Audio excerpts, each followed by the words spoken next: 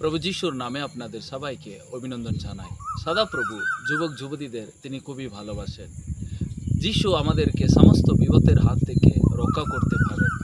মানুষ আমাদেরকে অনেক আঘাত করতে পারে, এই জগৎ আমাদেরকে অনেক বিপদে ফেলার চেষ্টা করতে পারে, কিন্তু যিশু একজনে আমাদেরকে সমস্ত বিপদকে আটকে আমাদেরকে রক্ষা করতে পারেন। হ্যাঁ, সুপ্রিয়, বাইবেলে একটা গল্প আছে, যখন পুস্তকাতে 8-এর, সেখানে একটা বিবাচারী মহিলাকে যিশুর কাছে নিয়ে এসেছিল এবং তাকে দোষ দেওয়া হয়েছিল ও পাপ করেছে বলে, এবং সবাই চাইছিল যিশুকে, প্রভু এই মেয়েটা খারাপ কাজ করেছে, এর উপরে পাথর ছুঁড়ে মারতে হয়। সবাই তার উপরে আঙ্গুলটা বাড়িয়ে তাকে দোষ দিচ্ছিল এবং সবাই তাকে মেরে ফেলার চেষ্টা করেছিল, কিন্তু আর যিশু একটা কথাটা দিয়ে বলে তিনি ওই মেয়েটাকে উদ্ধার করেছিলেন। এখানে লেখা আছে, যখন পুস্তকাতে 8-এর সেখানে 7 পথে লেখা আছে, যিশু বলেছিলেন, যদি তোমাদের মধ্যে যার মধ্যে পাপ নেই সে প্রথমে পাথর তুলে ওকে মারুক। সে এই কথাটা শুনে ছোট থেকে সবাই যিশুর সামনে আর সাহস পায়নি, কারণ সবাই কোথায় না কোথায় নিজের আঘাত পেয়ে ওই মেয়েকে পাথর ছুঁড়ে মারতে পারলো না। কারণ কেন?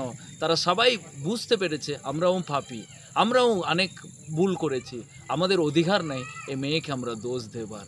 তো যিশু সেই মেয়েটাকে বিশাল বড় বিপদের হাত থেকে উদ্ধার করলেন এবং যিশু তাকে বললেন, কি হলো, সবাই কোথায়? সবাই চলে গেছে, কেউ নেই তোমাকে।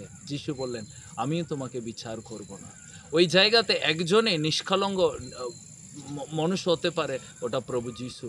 তিনি ওই মেয়েকে শাস্তি না দিয়ে তাকে ক্ষমা করেছিলেন। সুপ্রিয়, আজকে জগৎ আপনাকে আঙ্গুল তুলিয়ে, আপনাকে দোষ দিতে, আপনাকে আঘাত করতে, আপনাকে অনেক বিপদে ফেলার জন্য বহু চেষ্টা করছে। শয়তান চেষ্টা করছে, মানুষ চেষ্টা করছে, পরিস্থিতি আপনার বিরুদ্ধে উঠতে পারে, কিন্তু একজনে আপনার জীবনে প্রবেশ করে সমস্ত বিপদকে আটকে আপনাকে রক্ষা করতে পারে, ও কেউ নেই, প্রভু যিশু।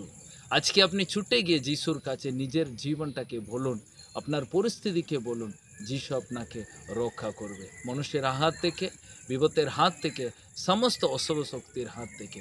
হ্যাঁ প্রিয়, আজকে যুবক যুবতী সবাই যিশুর কাছে এসো, যিশু আমাদেরকে নতুন নতুন জীবন দেবে।